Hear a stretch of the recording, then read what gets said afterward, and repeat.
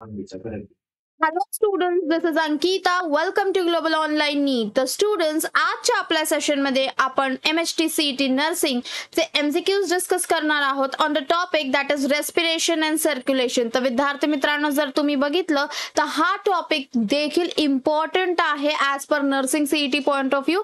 या टॉपिकला वेटेज जास्त आहे, तर तुम्ही सेशन एंड पर्यंत नक्की बघा जेणेकरून तुमचे MCQs क्लिअर होतील. So this is part 1 of the session विद्यार्थी मित्रांनो. आणि जर तुम्ही अजून आमच्या चॅनलला ग्लोबल ऑनलाईन नीटला सबस्क्राईब केलं नसेल तर ग्लोबल ऑनलाईन नीट या चॅनलला सबस्क्राईब करा जेणेकरून MHTCET नर्सिंग 2026 या बाबतीचे सगळे लेटेस्ट MCQs तुम्हाला मिळत राहतील. So let's start with the session students. तर सगळ्यात पहिले ग्लोबल ऑनलाईनने आपल्यासाठी MHTCET nursing, pharmacy, MHTCET PCM, JEE नीट अशा सगळ्या एक्झामसाठी कंप्लीट कोर्स लॉन्च केलेला आहे, ज्याच्यात आपण विद्यार्थ्यांना full syllabus live lectures, recorded lectures with full syllabus notes, MCQ discussion, study material, test series and with personal guidance provide करतो. तर विद्यार्थी मित्रांनो, आपले 2026 साठीच्या बॅचेस ऑलरेडी स्टार्ट झालेल्या आहेत. या लाईव्ह लेक्चर्स मध्ये आपण विद्यार्थ्यांना आणि एज्युकेटरला व्हॉट्सअप ग्रुपच्या माध्यमातून कनेक्ट करतो जेणेकरून विद्यार्थी त्यांचे डाउट्स क्लिअर करतील. जर तुम्ही बघितलं विद्यार्थी मित्रांनो, तर या कोर्ससाठीची तुमची कॉम्बो कोर्ससाठीची फीज आहे ₹10,000 आणि जर तुम्ही सिंगल कोर्ससाठी बघत असाल तर त्यासाठीची फीज आहे ₹5,000. तर तुम्हाला हा कोर्स जॉईन करण्यासाठी दिलेल्या नंबरवर कॉन्टॅक्ट करायचा आहे किंवा ग्लोबल ऑनलाईन ॲपच्या माध्यमातून देखील तुम्ही या कोर्सेसला एक्सेस करू शकता. तर आता आपण आपल्या MCQs ला सुरुवात करूया विद्यार्थी मित्रांनो. तर सगळ्यात पहिला आपला MCQ आहे, lymph can be defined as blood minus. आता लिम्फ कसं आहे, मीन्स लिम्फ कसं, ब्लडचे कुठले पार्ट्स मायनस केले तर लिम्फ हे राहतं, हे त्यांनी विचारलेलं आहे. Lymph can be defined as blood minus. So blood में से क्या क्या हम माइनस करेंगे तो लिम्फ रहेगा, ये उनका क्वेश्चन है, राइट. सो ब्लड मायनस काय करायचंय आपल्याला, RBCs, राईट, ब्लडचा पार्ट आहे, प्लस प्लाझ्मा मेम्ब्रेन. जेव्हा आपण हे मायनस करू, दॅट इज प्लाझ्मा मेम्ब्रेन और प्लाझ्मा प्रोटीन, ते इज इक्वल्स टू काय राहणार आहे, लिम्फ राहणार आहे. So option number B, that is RBC, and C. So option number D is your right answer, students. Both B and C. Lymph can be defined as blood minus, both B and C.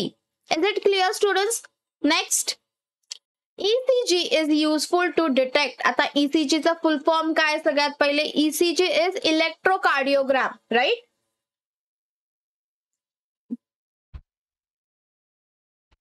ECG is nothing but इलेक्ट्रोकार्डिओग्राम. तर या इलेक्ट्रोकार्डिओग्रामचं काय function आहे विद्यार्थी मित्रांनो, काय करतं इलेक्ट्रोकार्डियम, काय detect करतं, it enlargement of heart chambers, it tell us about enlargement. Yes, it is damage to cardiac muscle सांगता, डिटेक्ट करण्याला मदत करता, abnormality in conducting pathways. Yes, this is also correct. So ECG is useful to detect all of this. So option number D is your right answer. Clear, students? Next, in ECG deflection waves, ventricular depolarization occurs at. आता आपण इथे एक rough diagram काढूया ECG waves. Yes, तर तुम्ही बघितलं विद्यार्थी मित्रांनो, this is P, this is Q, this is R, this is S आणि T. तर जो P चा रिजन आहे तिथे काय होतं, AC, that is called as atrial contraction. आणि Q ते S च्या रिजन मध्ये काय होतं, VC, that is ventricle contraction, right. तर आपल्याला काय विचारलंय, deflection in ECG deflection waves, ventricular depolarization occurs at. ventricular polarization कुठे होतंय, QRS कॉम्प्लेक्स मध्ये, QRS. So option number C is your right answer. Clear? Next, Blocking of arteries due to deposition of fats and calcium is called. आता arteries आहे, just a rough diagram we will draw of arteries. okay. आता ही जर arteries असेल, इथे जर deposition होतंय, तर या डिपॉझिशन मुळे जे ब्लॉकेज क्रिएट होतं त्याला आपण काय म्हणतो हे त्यांनी विचारले आहे, राईट. तर आर्टिओस्क्लेरोसिस कसं असतं, इट इज इनइलास्टिक, राईट. इथे इनइलास्टिक आहे. नेक्स्ट, एम्फायसाइमा मध्ये काय होतं, लंग डिसऑर्डर आहे.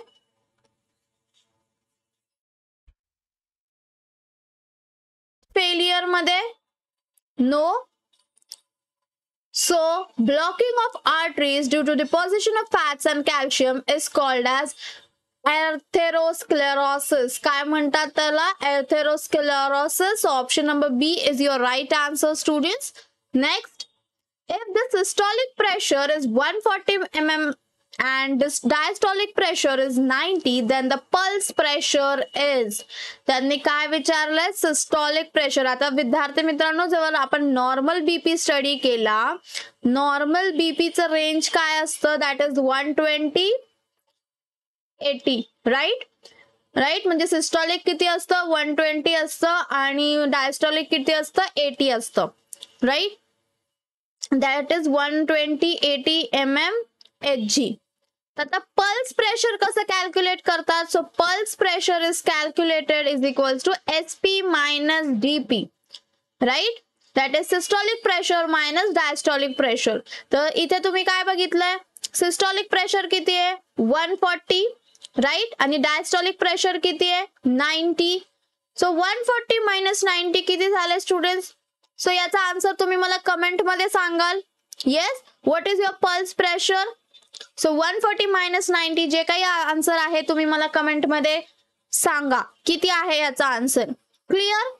Next, females have slightly dash blood pressure than males of her age before dash, right. तर आता विद्यार्थी मित्रांनो, फिमेल्स जर आपण बघितलं, जनरली जेव्हा फिमेल्सला पिरियड झालेले असतात, दे हॅव लो बीपी. काय असतं फिमेल्सला, जेव्हा पिरियड झालेले असतात तेव्हा लो बीपी असतो. तो females have lower BP before the menopause. Yes, so option number A is your right answer. Females have slightly lower blood pressure than males of her age before menopause. जेव्हा पण normally फिमेल्सला periods येतात त्यावेळेस त्यांना त्यांचा BP low असतो, वेरेवर normal condition मध्ये त्यांचा बीपी नॉर्मल असतो. Clear students. Next, pulse rate during tachycardia is. आता टॅकिकार्डिया जेव्हा असते तेव्हा पल्स रेट काय असतो हे त्यांनी विचारलेलं आहे. तर पल्स रेट म्हणजे काय, it is the normal heart rate. पहिली गोष्ट आपण हे लक्षात घेऊया की पल्स रेट आपण कशाला म्हणतो, नॉर्मल हार्ट रेटला आपण पल्स रेट म्हणतो, नॉर्मल हार्ट रेट. ओके.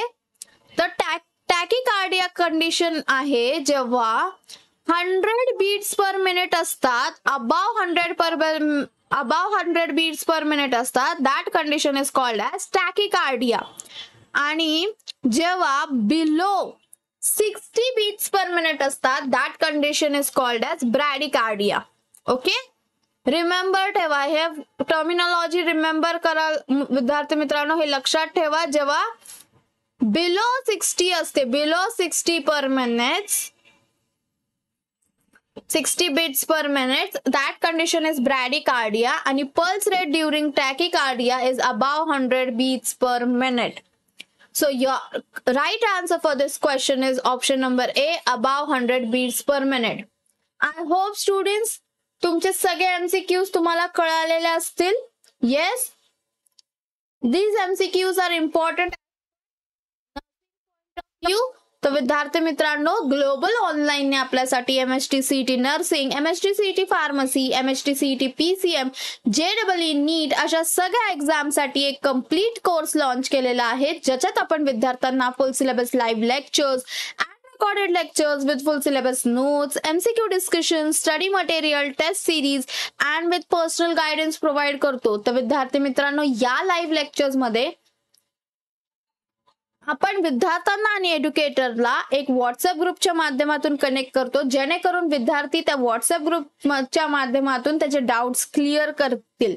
विद्यार्थी मित्रांनो, ऑलरेडी आपली MST-CET नर्सिंग 2026 साठीची बॅचेस ऑलरेडी स्टार्ट झालेली आहे. एव्हरी मंडेला आपली एक नवीन बॅच लॉन्च होते.